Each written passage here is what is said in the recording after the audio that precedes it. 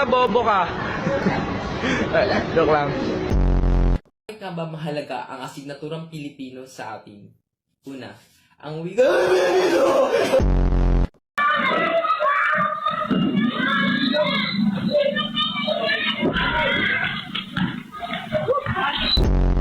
Oh, yung panty pala, ibalik mo. Paano ka pati magpapanty? damit. Akala ko ba lalaki ka? Dapat brief.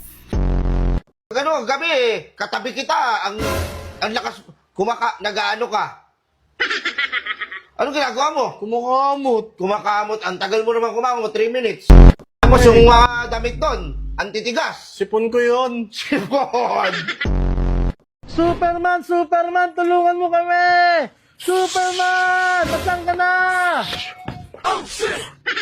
Superman, tulungan mo kami. Ano kailangan mong tulong? Kailangan ko ng pambili ng bigas. Magtrabaho ka. Gago niya sa process si Elso.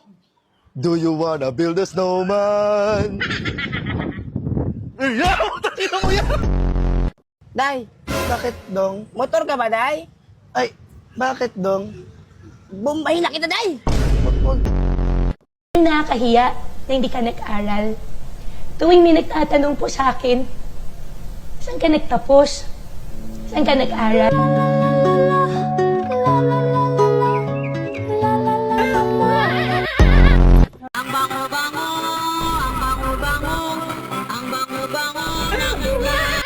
Nang pagkunyag, bahog dilap.